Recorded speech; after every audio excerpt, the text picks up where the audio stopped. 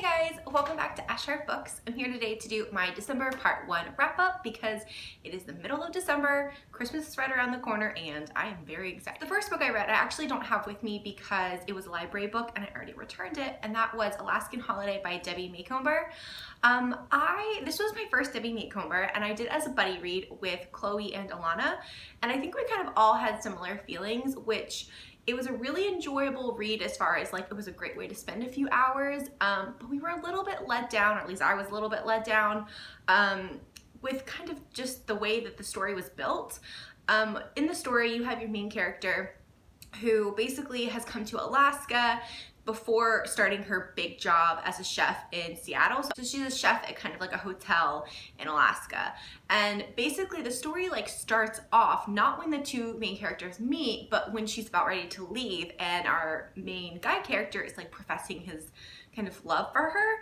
And I just kind of felt like it jumped the gun, and I would have kind of liked it more if we got to see their relationship build as a friendship, because it kind of just seemed like out of nowhere and I wasn't completely buying the relationship. Having said that, I will say by the end, I did like it more by the end point, and I did kind of like the characters better by then. It's a really cute book. I just kind of wish we got more of the characters and their kind of relationship, because I felt like it was really hard to cheer for them when we didn't get as much of their background. So, and also we've all said it wasn't super Christmassy. It was set in Alaska, and there was like one Christmas scene I think near the end, but I mean, I just wanted more Christmas. So I gave that one 3 out of 5 stars. The second book I read was #Vacay by Cambria Hebert. This is the new novella that she had come out with that was with the #Nerd series and the Bear Paw Resort series. I would say I would not recommend reading this if you haven't read at least one of those series, because it does mostly center on the gang from the #Nerd series, which I loved. I gave it 5 out of 5 stars. If you've read that series and love it, definitely pick this up. It was so much fun. I'm a big fan of like an epilogue, and so I love novellas where you get to kind of pick back up with the characters, see where they're at a few years later, and it just makes you feel all warm and fuzzy inside. So I absolutely loved it, and I definitely recommend if you've read the series. The next book I read was Merry and Bright by Debbie Macomber. So this one was so adorable, and I've heard a lot of people say that that one was one of their favorites by her, especially for her Christmas books. So it follows a woman named Mary, and she's working in this like temp job, but she's actually really enjoying it, and it's about her, and her family is kind of concerned about her and having a life. So they decide, her brother and her mom decide to kind of sign her up for this online dating site. And basically she meets this guy and they start talking, and it turns out she might perhaps know this person. I don't really want to say too much more because I really liked the plot twist in this.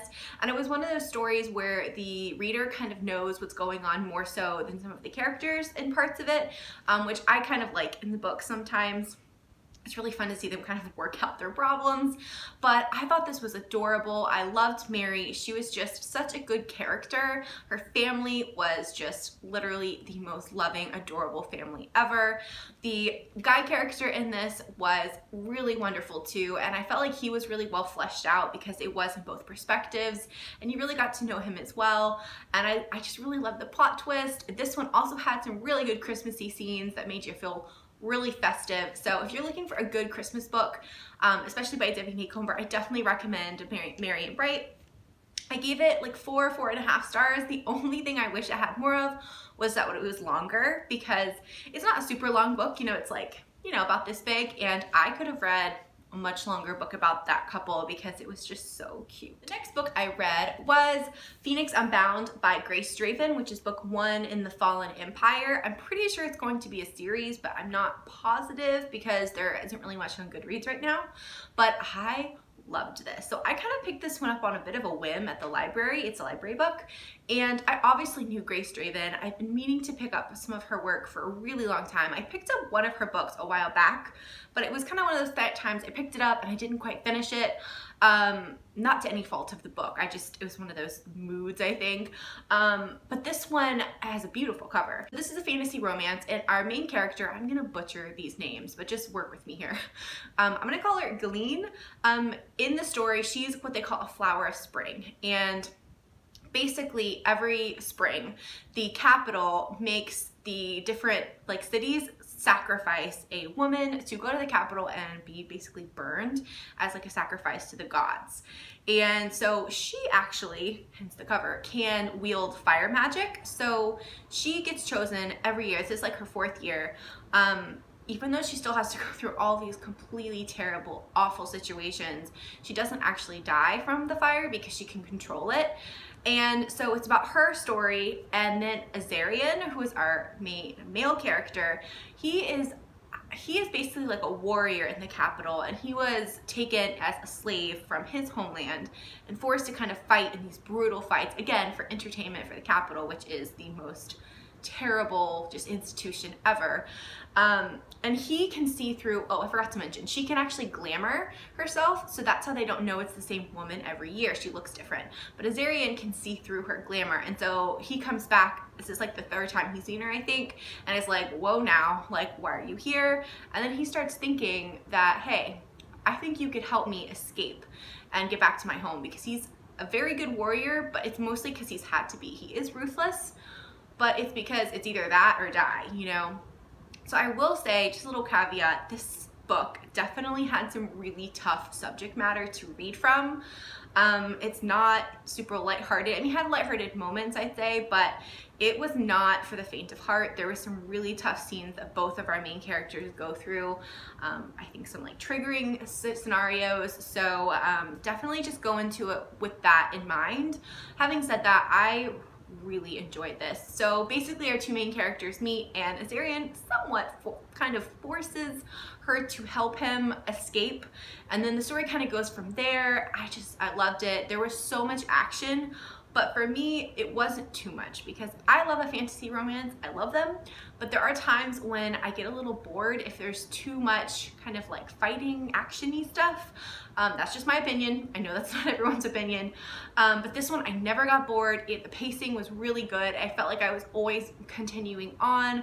Near the end, I thought my heart was going to be like ripped out of my chest, but it got put back in, so it was okay. But I give this one 5 out of 5 stars. I absolutely loved it. If you're looking for a fantasy romance, definitely pick this up. And then, because I was on my Grace Draven high from that book, I picked up Radiance by her, which I believe is one of her better known books. And this is the one I actually picked up a while back, and I didn't finish, but I remembered enough of it to know I liked it. And this time around, I fully was immersed in it, and I really, really enjoyed it. So this one follows our 2 main characters, and they're of different kind of, I guess you'd say, races. So you've got Ildiko. I'm, again, probably butchering that name, but we're gonna go with it. And she is basically kind of what we think of as a human. She's got pale skin, red hair, and they're called the Gari, I think is her like race in the novel. And then you have Brishan, who is the other one, which I cannot remember. I'm so bad with like all the names in fantasy books, but he is the other race, and he basically has, they're like a kind of more of a warrior race, and he has like claws, and he's got sharp teeth, and he's got like darker skin, and basically the 2 of them are forced into a marriage by their respective families. Both of them are not the next in line, so they basically are just getting married off to help their respective countries. And the book starts off with them meeting in this garden, and they both at first don't know who each other are. Like, they don't know they're like intended for each other, and they basically, while in a really nice way, are like, you know what, I find you kind of repulsive. You know, they grew up and their races think that the other one is just kind of not nice to look at all. And I just found it so interesting the way that Grace Draven built up their relationship between the 2 main characters. So they do get married, and then the story really takes off from there. She has to go back to his home and is a complete outsider. People kind of looking at her like she is just the weirdest thing they've ever seen. And it was just a really interesting thing to read about, and also kind of think about just how they would react, or how would you react in that situation. It was a slow burn. I feel like that's necessary when you grow up kind of hating the other race. It's gonna take a while to come to know the person, and that's the thing. They really fell in love with who that person was rather than what they look like. Oh my gosh, it was so good. There is a second book in this series. I think there's a couple more actually, and I do plan on getting to those soon, but I gave this one 5 out of 5 stars too. Again, if you want a fantasy romance, definitely pick up Radiance. It was so good. Alright guys, so those are the first 5 books that I read in December. Let me know what you guys are reading. I would love to know. Thank you guys so much for watching, and I'll see you next time. Bye!